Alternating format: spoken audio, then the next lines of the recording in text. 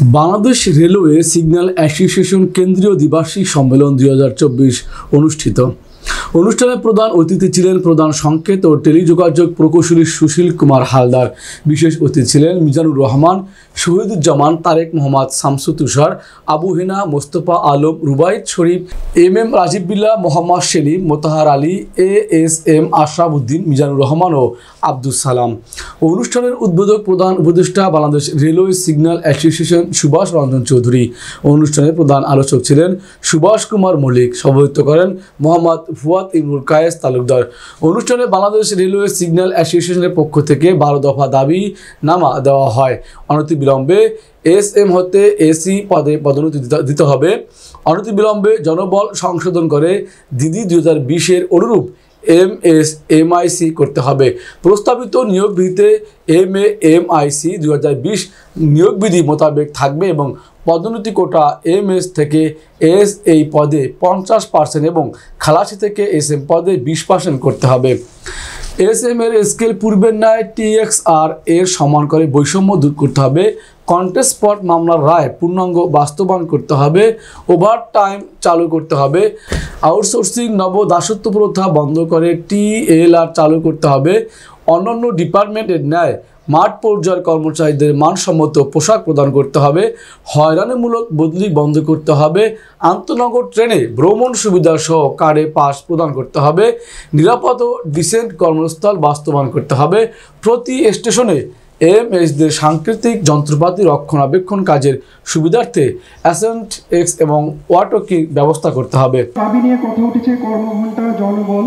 আমি দীর্ঘ 7.5 বছর DST চিটাগাং হিসেবে কাজ করেছি। তো আমি সরাসরি CST ইস্ট মহোদয়দের এই ব্যাপারে কাজ করার জন্য সরাসরি আমি দেখেছি। আমি প্রথমেই বলবো, যখন আমাদের এই কর্মঘণ্টাটা চালু হয়ে গেল তখন আমি চিটাগাংয়ের DST ছিলাম। আমার CST ছিল আমাদের এখন যে CST ইস্ট মহোদয় রয়েছেন মিজান স্যার। তো ওই সময়গুলি আমার মনে পড়ে যে স্যার মোটিভেশন দিয়ে এবং এই দাবিগুলি পূরণের জন্য কত চেষ্টা করেছেন এবং উপরে DG দপ্তরে সচিব মহোদয়ের কাছে এই ব্যাপারগুলি উত্থাপন করে সমাধানের অনেক চেষ্টা করেছেন। এই জিনিসটি আমি সরাসরি দেখেছি। এছাড়া এই জনবল নিয়ে দীর্ঘ 1 মাস 15 দিন অবিরাম কাজ করে গেছেন আমাদের এখন CST টেলিকম সুশীল স্যার। আমি সুশীল স্যারকে দেখেছি এই জনবল নিয়ে কাজ করতে। সন্ধ্যা 8টা পর্যন্ত সে কাজ করেছেন। ওই সময় আমরাও ছিলাম, আরও অনেকেই ছিল। তো আসলে আমরাও চাই যে এই জিনিসটি কর্মঘণ্টাটা যেন আমরা আপনাদের মধ্যেই কর্মঘণ্টাটা থাকুক এবং এই কর্মঘণ্টার এই যে দাবিটা এইটা পূরণ হোক। আপনারা সবাই বিভিন্ন ডিপার্টমেন্টের এখানে অনেক ট্রেড ইউনিয়ন বা বিভিন্ন কর্মচারী বলি বা টেকনিক্যাল অ্যাসোসিয়েশনের আপনারা বিভিন্ন সভাপতি সহসভাপতি আপনারা এখানে উপস্থিত আছেন। এটা অর্থ হচ্ছে যে আমরা রেলওয়েটা কোনো একক ডিপার্টমেন্টের না, একক ডিপার্টমেন্ট দিয়ে রেল চলে না। কিন্তু আসলে অত্যন্ত দুঃখের সাথে আমাদের বলতে হয় যে সেটা আমাদের নিচের লেভেল থেকে হোক উপরের লেভেল পর্যন্ত আমাদের যে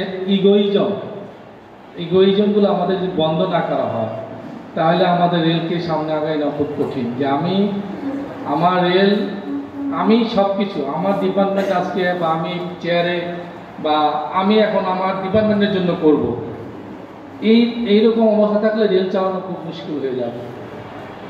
রেলে আপনারা জানেন যে 2টা ক্যাডার, একটা ক্যাডারে 5টা সাব ক্যাডার আছে। এখন আমরা চাই যে আমি বিভিন্ন সময় বিভিন্ন মিটিং সবাইকে নিয়ে, আজকে যে বর্তমান যে কোনো বিষয় সবাইকে নিয়ে একটা পরিবারের ভিতরে ইনক্লুসিভ বলা হয়, যে সবাইকে নিয়ে আলাপ আলোচনা করা, সবাইকে অংশগ্রহণ করানো, এইগুলো আমাদের অত্যন্ত দুঃখজনক বললো যদি কথা বলে এগুলো আপনার নাই, রেলেতে নাই। কিন্তু আমি মিটিংয়ে বলছি ইনক্লুসিভ করেন। আজকে এই কয়েকটা শব্দ খুব ইম্পর্টেন্ট বর্তমান পরিস্থিতিতে, সবাইকে নিয়ে বসা, সবাইকে নিয়ে চলা। আপনারা জানেন যে রেলে শুধু যেমন আমরা ট্র্যাক ছাড়া রেল চলবে না, ব্রিজ ছাড়া রেল চলবে না, রোলিং স্টক ছাড়া রেল চলবে, সেমনি সিগন্যাল ছাড়া রেল চলবে না, কিন্তু মেডিকেল ছাড়াও রেল চালানো সবাইকে নিয়ে যাওয়া উচিত। আমাদের স্ট্রাকচার গ্রামগুলো আসলে সেইভাবে নাই। আজকে আপনারা দেখছেন, আপনারা এখানে অনেক আপনারা কর্মচারী আছেন, আপনারা দেখবেন আমাদের রেল ভবনের পাশে যে সরকারি কর্মচারী হাসপাতাল, সেটা আগে আমাদের রেল হাসপাতাল ছিল, সেটা এখন কত সুন্দর ভালো হয়েছে। তার মানে আমাদের ভালো করার সুযোগ আছে। আর এখানে সিগন্যাল ডিপার্টমেন্টটা, যদি আমি যেহেতু সিগন্যাল ডিপার্টমেন্টের কর্মকর্তা হিসাবে, আপনারা অন্য সংগঠনের অন্যান্য অ্যাসোসিয়েশনে যারা আসছেন, আমি তাদেরকেও বলছি, আমার সংগঠনে আমাদের সিগন্যাল অ্যাসোসিয়েশনের এই নামটাও ভুল আছে, সিগন্যাল অ্যাসোসিয়েশন হওয়া উচিত না। আমি একটু চিন্তা করছি সিগন্যাল অ্যান্ড, যেহেতু অ্যাসোসিয়েশন বিভিন্ন সিগন্যাল অ্যান্ড টেলিকম অ্যাসোসিয়েশন, কারণ হচ্ছে যে আমাদের টেলিকম ডিপার্টমেন্টের ভিতরেই সিগন্যাল বলি, আবার সিগন্যালের ভিতরেও একটা পার্ট আছে টেলিকমের পার্ট। আপনাদের সবার অবগতির জন্য বলতেছি, আপনারা জানেন যে এই যে সিসিটিভি, পিএ সিস্টেম, তারপর ভিএসএ ওয়্যারলেস কমিউনিকেশন, বর্তমান অবস্থায় এগুলো ছাড়া রেল চলাচল এবং সেফটি বা নিরাপত্তা দেওয়া প্যাসেঞ্জারদের জন্য অত্যন্ত কঠিন। প্রতিনিয়ত প্রতি মুহূর্তে আমাদের কাছে বিভিন্ন রকম, সেটা প্রধান উপদেষ্টা থেকে হোক বা মন্ত্রী পর্যায় থেকে হোক, এটা করো, সেটা করো, এইটা করো, সেফটি নিশ্চিত করো। আর রেল চলাচলের যে সেফটিটা আছে, এটা কিন্তু শুধুমাত্র সিগন্যালের জন্য না। ব্লক সেকশনে একটা রেল ভেঙে গেলে সেটা তো আপনার সিভিল ইঞ্জিনিয়ার তারা তো সেফটি এনশিওর করে, তো মেকানিক্যাল ইঞ্জিনিয়ার তাদের যদি মাঝখানে ব্লক সেকশনে যদি কোনো হওয়ার পরে যখন একটা উচ্চতর স্কেলের জন্য আবেদন করছি, ওই জায়গায় আসছে বর্তমান পদবি নাই, জিরো, কিছুই নাই, পদবি নাই। মানে এমন অবস্থা হয়েছে আমাদের 10 বছর পরে আমাদের নিজের যে পদ ছিল সেটাও আমরা হারানোর উপক্রম হয়েছে আমাদের। এখন আমাদের পদই নাই। আমাদের ডিএসটি মহোদয় এই বিষয়টিকে অবগত করেছি, যোগদান করেছেন, তার এখন কোনো পদ নেই। হাস্যকর ব্যাপারটা, আমি জানতাম না, আসলে খুবই কষ্ট লাগলো। অনুরূপভাবে আমাদেরকে বাংলাদেশ রেলওয়ে রানিং স্টাফ, শ্রমিক, কর্মচারী বৃন্দের ভিতরেও আমাদের অনেক বৈষম্যের সৃষ্টি হয়েছে। আপনারা জানেন আমরা যে সংক্রান্ত বিষয়গুলো নিয়ে আন্দোলন সংগ্রাম করছি, সেগুলো বিগত সরকারের আমলে আমাদেরকে আমাদের 160 বছরের প্রাপ্যতা থেকে বঞ্চিত করে 150 বছর থেকে কোনো ডে টু ওয়ার্ক ছিল না। আমরা দিন রাত 24 ঘন্টা চাকরি করে গেছি। মাঠ পর্যায়ে ছিল যারা আমাদের যদি কোনোদিন অন্যান্য সময়ে অন্যান্য ডিপার্টমেন্টের যারা স্টাফ ছিল তারা দেশের চাকরি করতো, কিন্তু আমাদের নির্ধারিত ছিল না। দিনে রাত্রে আমরা কাজ করে যাইতাম। তারপরে সেই দিন রাত থেকে সেই নির্বিচ্ছিন্ন আমরা যে দায়িত্ব পালন করে গেছি, সেই পালন থেকে আমরা কিভাবে রেহাই পাবো সেই উদ্দেশ্যে আমরা। আসসালামু আলাইকুম। আমিও প্রথমে আপনাদেরকে ধন্যবাদ জানাতে চাই এরকম একটা সুন্দর অনুষ্ঠান আয়োজন করার জন্য, সেই সাথে সেখানে আমাকে আমন্ত্রণের জন্য আপনাদেরকে বিশেষভাবে আমি ধন্যবাদ জানাচ্ছি। তো আমি আমার বক্তব্য বেশিক্ষণ দীর্ঘায়িত করব না, যদিও সময় নেই, আজকে জুম্মার দিন। এখানে আপনারা আমাদের নতুন সভাপতি, এর আগে যে সভাপতি ছিলেন যারা প্রভাস আকাশ মল্লিক, সে আমার আন্ডারে, আমি যখন ডিএসটি বাক্সে ছিলাম তাকে আমি পেয়েছিলাম। তিনিও একজন দক্ষ কর্মচারী সহ দক্ষ, আমাদের সিগন্যাল অ্যাসোসিয়েশনের দক্ষ সফলতার সাথে নেতৃত্ব দিয়েছিলেন। সেটা আমি সচক্ষেই সেটা দেখতে পেয়েছিলাম তখন ওখানে, যে আপনারা যে আদালতের রায় পেয়েছিলাম। উপস্থাপনের জন্য অনুরোধ জানাচ্ছি স্যার।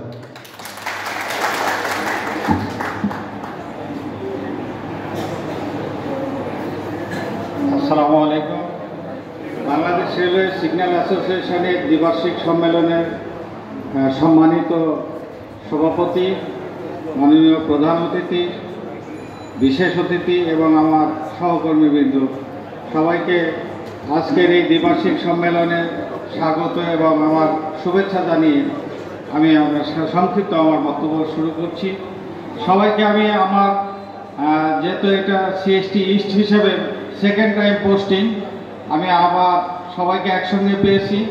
ইস্টের এবং ওয়েস্ট থেকে এসেছি, ওয়েস্টেরও সকলেই আছেন, যারা আছেন সকলকে আমার পক্ষ থেকে ধন্যবাদ।